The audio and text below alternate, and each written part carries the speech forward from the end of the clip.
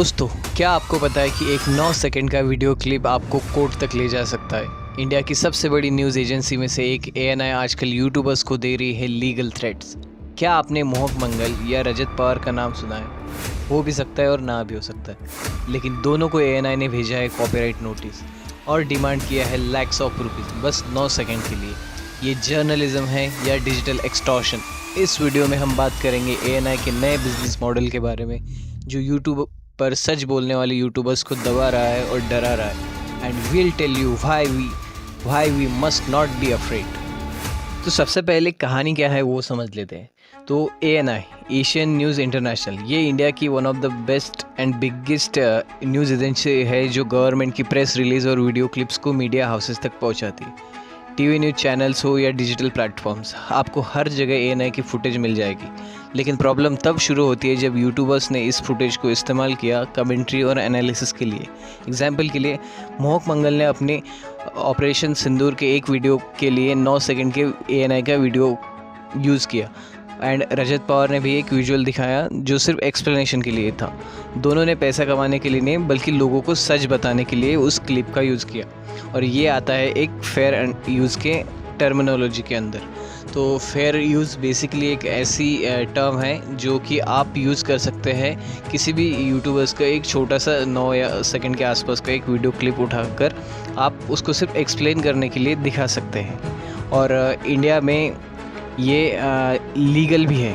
तो मामला ये है कि जो भी यूट्यूबर्स एएनआई की फुटेजेस यूज़ कर रहे हैं, तो एएनआई उनको बेसिकली एक कॉपीराइट स्ट्राइक भेज रहा है कि आपने हमारा वीडियो क्लिप यूज़ किया तो आप हमें पैसे दो और हम वो कॉपीराइट स्ट्राइक आपके चैनल पर से हटा देंगे। तो बेसिकली फ्रेंड्स, होता ये है कि अगर आप कोई भी, अगर टी सीरीज़ का एग्जांपल ले लेते हैं, तो टी सीरीज़ का अगर आपने कोई भी 5 सेकंड का ऐसा या 10 सेकंड का क्लिप उठाया या उनकी वॉइस ली, तो बेसिकली टी सीरीज़ आपको उस वीडियो का जो भी आपको उस वीडियो से अर्निंग होगी वो मांगेगा, ना कि आपके चैनल को डिलीट करेगा या उनसे कुछ अलग ब्लैकमेलिंग की तरह पैसा हो गया। वो सिर्फ उस पर्टिकुलर वीडियो के ही पैसे मांगेंगे। लेकिन यहाँ पर एएनआई के द्वारा अलग ही चीज़ हो रही है। वो उस वीडियो के अर्निंग्स को नहीं मांग रहे, वो उनको मोहक मंगल जैसे यूट्यूबर्स को अलग से बोल रहे हैं कि आप मेरे को 40 लाख रुपए दो, मैं आपके चैनल पर से कॉपीराइट स्ट्राइक हटा दूंगा। एएनआई ने मुझ पर प्रेशर डाला है कि अगर मैंने 50 लाख रुपए नहीं दिए तो मेरा चैनल डिलीटेड रहेगा। आई जस्ट बी ओके, करना है करो सर, आपका चैनल जा रहा है जा रहा। पर अब दोस्तों, सबसे शॉकिंग पार्ट ये है कि एएनआई क्रिएटर्स से लाखों रुपए मांग रहा है सिर्फ कुछ छोटे से क्लिप्स के लिए। बट क्या ये जस्टिफाइड है?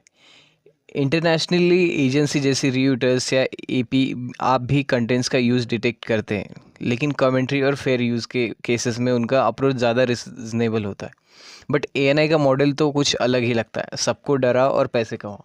स्मॉल क्रिएटर्स तो चुप ही रहते हैं क्योंकि उनके पास ना तो ज़्यादा ऑडियंस बेस होता है, ना तो उनके पास कुछ ज़्यादा पैसे रहते हैं। बट मोहक मंगल के साथ बात ये अच्छी है कि उनके 4 मिलियन से ज़्यादा सब्सक्राइबर है और उनकी पहुंच भी थोड़ी बहुत तो है, क्योंकि उनके पास ना लीगल टीम होती है ना रिसोर्स।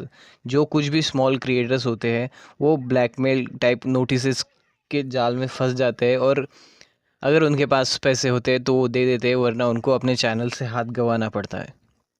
मोहक मंगल ने भी ओपनली बोला है कि this is a threat to independent content creation. Rajat Pawar ने भी कहा है कि सिर्फ एक विजुअल यूज़ करने के लिए उनको लैक्स ऑफ रुपीज़ मांगे गए। बाकी क्रिएटर्स तो चुप है क्योंकि आउट ऑफ फियर, बिकॉज अगर आप सच बोलते हैं तो एएनआई आपको नोटिस भेजता है। लेकिन फ्रेंड्स, हम डरेंगे नहीं। सच बोलना हमारा अधिकार है और विजुअल्स का लिमिटेड यूज़ करना फेयर है, जब तक आप कंटेंट को उसका मिसयूज़ ना कर रहे हो।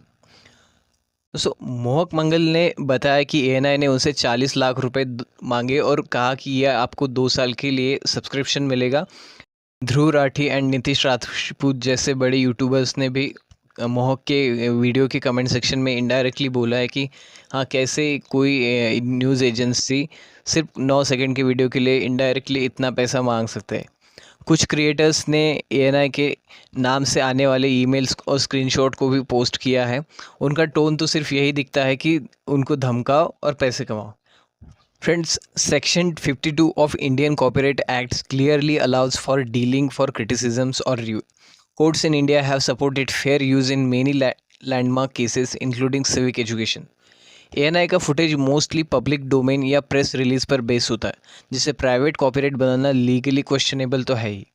ये मिसयूज क्रिएटर्स को सेंसरशिप की तरफ ढकेलता है, जहां सच दिखाना एक क्राइम बन जाता है। तो फ्रेंड्स, एएनआई से मेरा सिर्फ इतना ही कहना है, डियर एएनआई, हम क्रिएटर्स से चोर नहीं, हम आपकी फुटेजेस चुरा नहीं रहे हैं, हम सच को एक्सप्लेन करने के लिए बस उसे थोड़ा सा यूज़ कर रहे हैं। आपका काम है न्यूज़ बनाना, लेकिन आप क्रिएटर्स को डरा रहे हैं और उनसे पैसे हेट रहे हो। हम आपको ये कहना चाहते हैं कि आप फुटेज बेच सकते हो, लेकिन आप सच की आवाज़ को ख़रीद नहीं सकते। अगर आपको लगता है कि आप हमें लीगल नोटिसेस भेजेंगे और हम डर जाएंगे, तो सुन लीजिए, we will not be afraid. आपको सच से तकलीफ हो रही है, इसलिए आप फुटेजेस का बहाना बनाकर ये सब कर रहे हैं। जर्नलिज्म का मतलब होता है सिर्फ वीडियो बेचना नहीं, बल्कि पब्लिक को सच दिखाना भी होता है। आज आप मोहक मंगल, रजत पवार जैसे क्रिएटर्स को डरा रहे हैं, कल हो सकता है आप मेरे जैसे स्टूडेंट क्रिएटर को भी टारगेट कर सकते हो। और उनके पास सपोर्ट तो है, हमारे पास तो वो भी नहीं है। मैं भी पिछले 5 महीने से यूट्यूब पे काम कर रहा हूँ, लेकिन क्या अब तक मेरे सिर्फ 500 सब्सक्राइबर हुए हैं। ये समय फ्रेंड्स खड़े होने का है, नहीं तो हम सब सिर्फ म्यूट व्यूअर्स बन जाएंगे और इन सब न्यूज़ मीडिया एजेंसीज़ के झूठ तले दब जाएंगे। दोस्तों, ये वीडियो सिर्फ मोहक मंगल या रजत पवार की कहानी नहीं है, ये उस हर क्रिएटर की कहानी है जो सच बोलता है।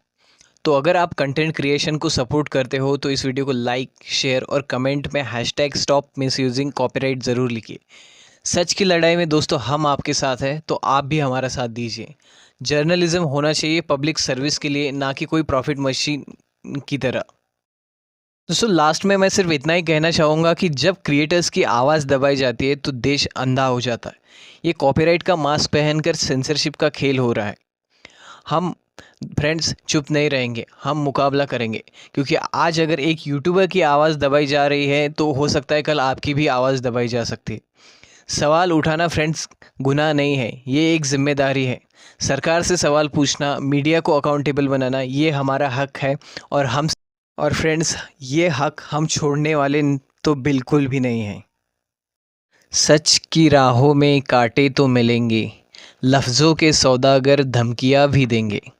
कि सच की राहों में कांटे तो मिलेंगे, लफ्ज़ों के सौदागर धमकियाँ भी देंगे, मगर हम कलम से जंग लड़ना जानते हैं। जहाँ झूठ बिकता हो, वहाँ सच बोलना रहता है पाप जैसे। पर याद रखना कि आवाज़ों को बंद नहीं किया जा सकता। आँख से जो लिखते हैं, उन्हें कानून के पेपर से आप डरा नहीं सकते। हम कल भी बोलते थे और आज भी बोलेंगे कि सत्ता के सामने हम झुकने वाले नहीं हैं, और हम ये हक छोड़ने वाले नहीं हैं।